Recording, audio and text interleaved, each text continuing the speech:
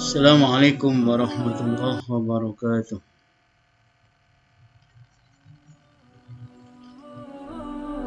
Apa kabarnya hari ini anak sekalian? Sehat semua? Bisa hadir semua ya?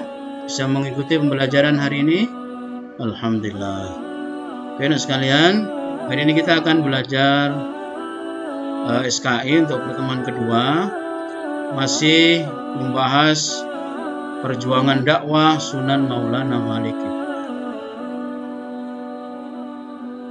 Sudah kita pelajari di pertemuan pertama bahwa beliau ini adalah salah satu dari wali songo penyebar Islam di Nusantara, khususnya di tanah Jawa.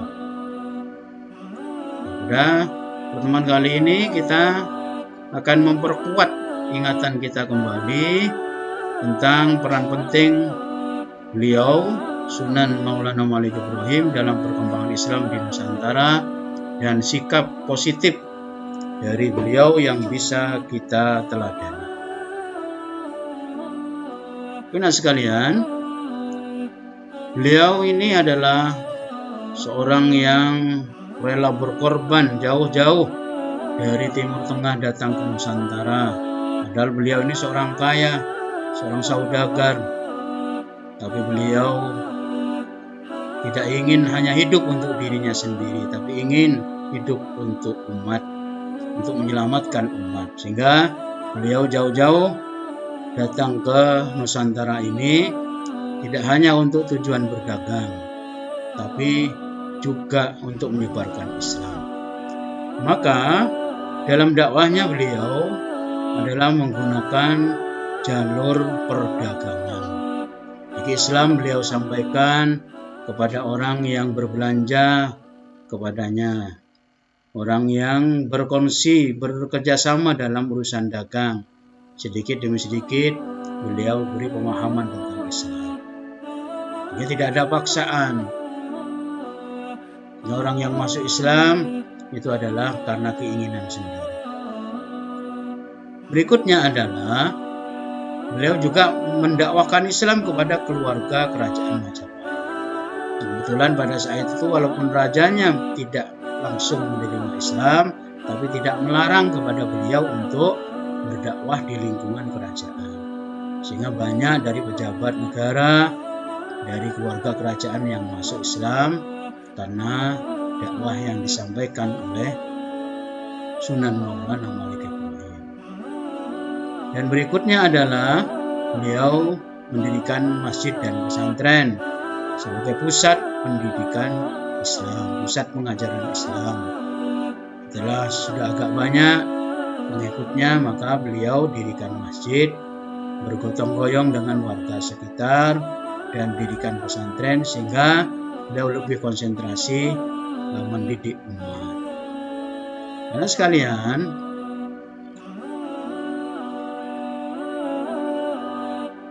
kita perlu meniru sikap positif yang telah dicontohkan oleh Sunan Maulana Malik Ibrahim. Mari kita berusaha dalam hidup ini meniru sikap baik dari beliau agar kita juga menjadi orang yang selamat. Apa saja sikap positif beliau? Di antaranya adalah beliau dalam berdakwah itu adalah tidak frontal, tidak kasar, tapi berdakwah dengan cara bertahap atau tadriji. Jadi sedikit demi sedikit, pelan-pelan dia sampaikan agar orang yang kita ajak itu tidak tersinggung.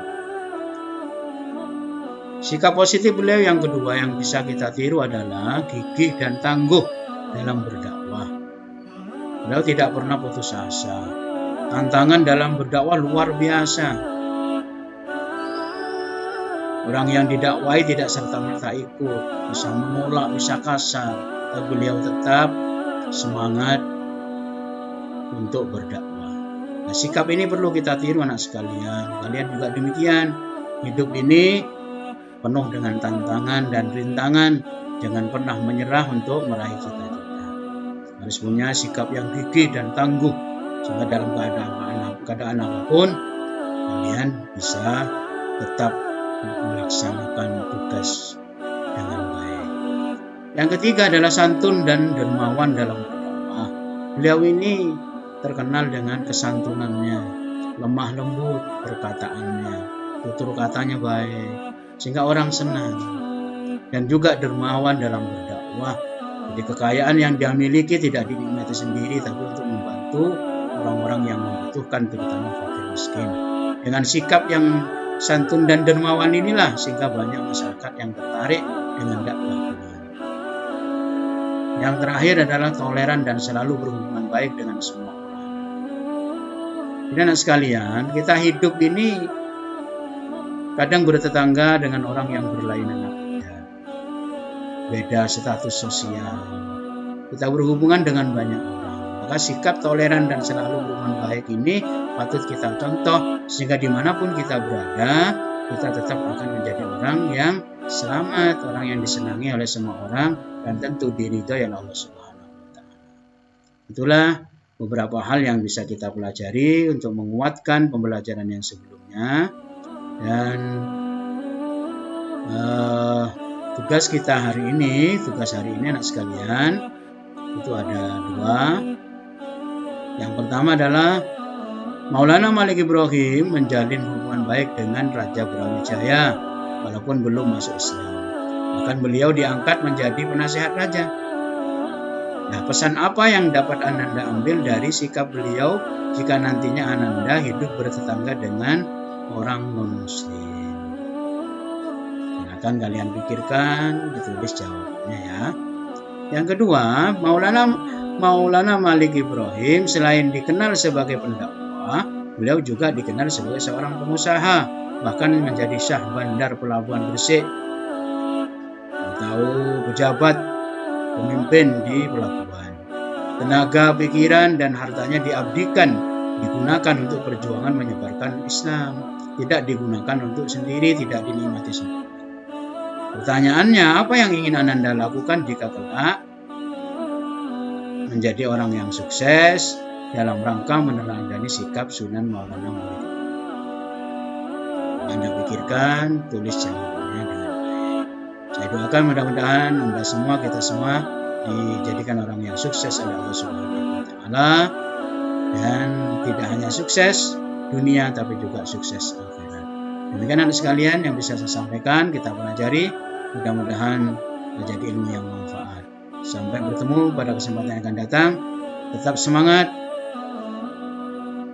rajin belajar, rajin ibadah, jaga kesehatan, sehingga kita dilindungi oleh Allah Subhanahu wa Ta'ala. Demikian, alhamdulillahirabbil alamin. Assalamualaikum warahmatullahi wabarakatuh.